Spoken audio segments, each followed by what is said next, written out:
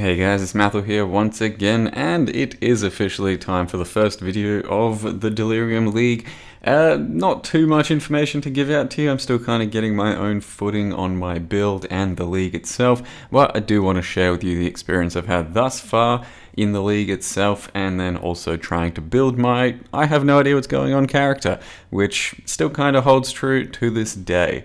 It is the fourth starter that I put out in the starter build video, the Kinetic Bolt with Spellslinger Elementalist. So it is trying to do all the golem stuff. As you can see, do have 4, and I think by the end of the video 5 golems, as well as using Kinetic Bolt to both attack and also to trigger Spellslinger. The way Spellslinger works was actually a little different to what I originally kind of thought about, and it is similar to a blasphemy, in which case you just grab the Spellslinger support, put it in a separate link to your main attack altogether, attach a spell to it, so let's say Spellslinger plus Arc, and then you can attach different support gems to it, and ultimately you just press the Arc button as your reservation and it will reserve some mana. When it does that, you can then attack with a wanding skill, and you will always trigger an Arc wherever your mouse cursor goes with every attack, given the 0.5 second cooldown, so no more than a couple of attacks a second. As well as that, I'm also using Wave of Conviction, you can see. So I have 2 separate Spellslinger supports going off, 2 separate Spellslinger links and setups, and every single time I attack with my Kinetic Bolt, you have both of them proccing at once.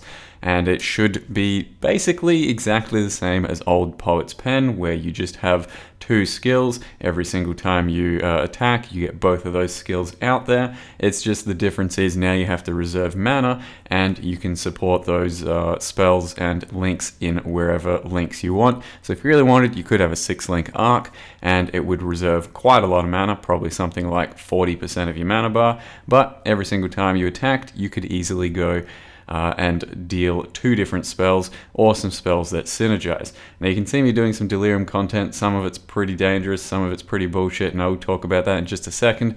But just wanted to go a little bit more into the wand thing, and that is that basically the way I was trying to build it was a hybrid: do damage with the wand, do damage with the Arc.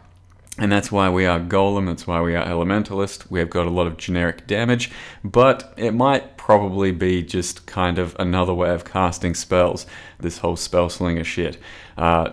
Basically, just treat it as spells, go for real heavy spell investment, spell crit, spell damage, all of that. Forget about actual damage from the wand, use utility there entirely instead. So have your Kinetic Bolt with some faster attacks, cast on crit, stuff like that linked up, and then focus entirely on actually dealing damage with the spells, and it's probably just best built as an Inquisitor. So this is still going to be my own journey of trying to scale both at once, but that could entirely be the wrong way of doing it. Now, before I get into how my character is built, I want to show you just what Delrium content kind of looks like at the moment, and this is a Blood Aqueduct. You could see at the start of the zone when I ticked my mirror, it was pretty easy stuff, real easy. This character is well and above Blood Aqueduct levels, but if you let the fog get far enough away from the mirror, and in linear maps like this, it's very reasonable for that to happen, things start to get real crazy. So if you've noticed things getting extremely hard throughout your Delrium content, it's because you are further and further away from the starting point of the mirror. It's not because you're stacking up the rewards that you can see there, 1, 2, 3, 4, 5. It's because you are getting further away from the mirror, and the further away you get, the more ramp there is. And it starts out like basically nothing, and it ends up being huge amounts of damage reduction to the enemies, like 95% damage reduction, and they do a lot more damage. There's more attacks going out, and it's just a crazy league for all of this shit, because there's been a lot of bad frame drops, myself included. It seems to be a very rough league for stability at the moment for server-side stuff, and it's going to be dangerous. So at any point you can tap out and just press the fast forward button in the bottom right, because it does scale kind of insanely at the moment, and I would not recommend trying to throw our starter characters too much at that, so I'm still slowly progressing through my maps personally. I don't really have a full sort of wrap up or definitive guide to show you with the character, but I can do what I've done so far. And it is currently level 81, Elementalist called King Matt Hill. You can see I've got 5 golems at this point, so your first couple of ascendancies do go towards the golem nodes. So right from level roughly 34, you can have 3 golems because of this node over here as well. And then once you get Cruel Lab, you should be running 4 golems, and I did everything but the Chaos Golem up until now, in which case I got my 5th golem by getting an Anima Stone.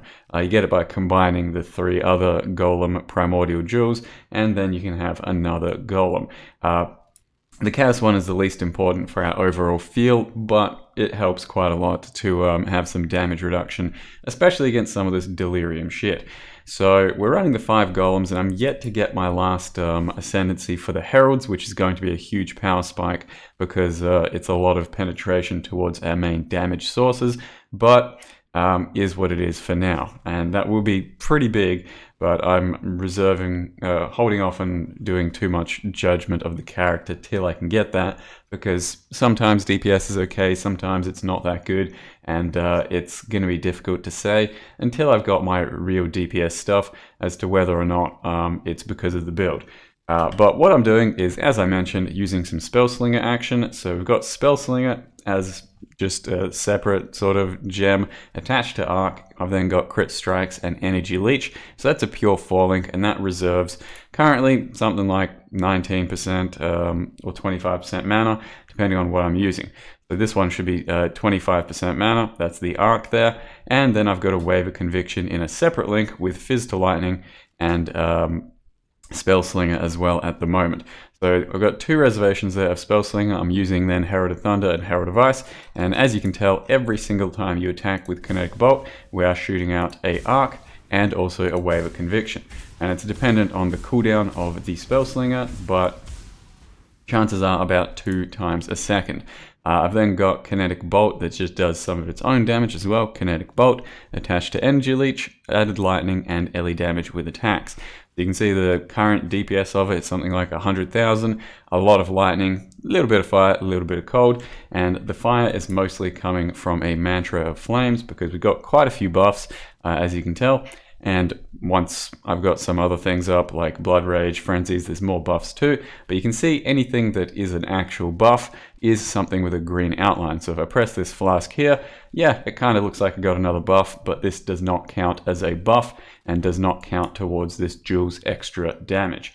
So it's something that you probably just kind of use for, yeah, early game, but end game, I doubt this is going to be worth using for damage. We'll have to wait and see. For now, it's still pretty useful.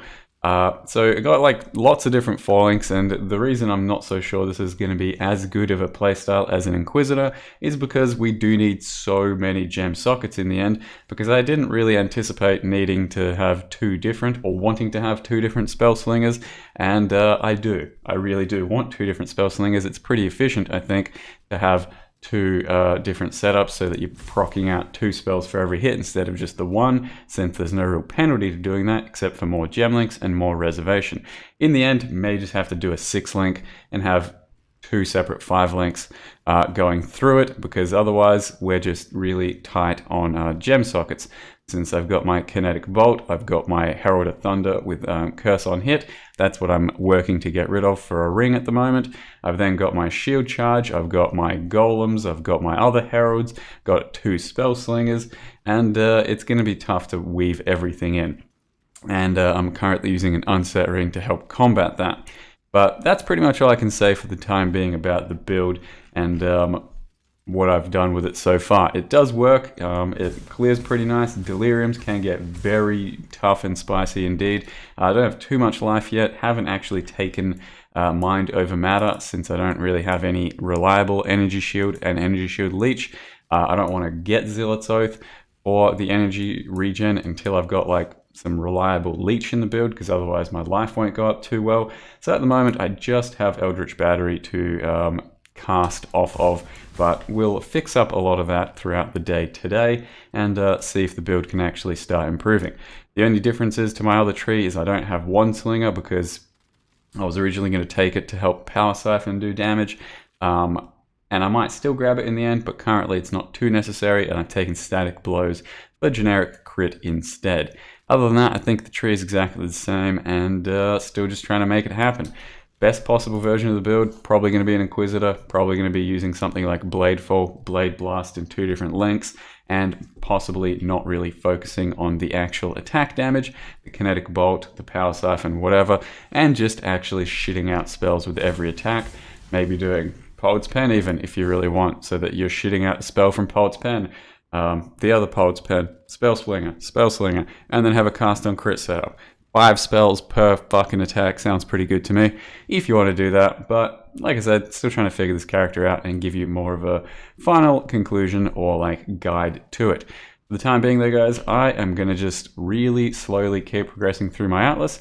Thank you very much for watching, hope you've had a fairly solid Delirium start. We'll see how it progresses, but I think we definitely need a few little hot fixes and patches for it to be truly a good league.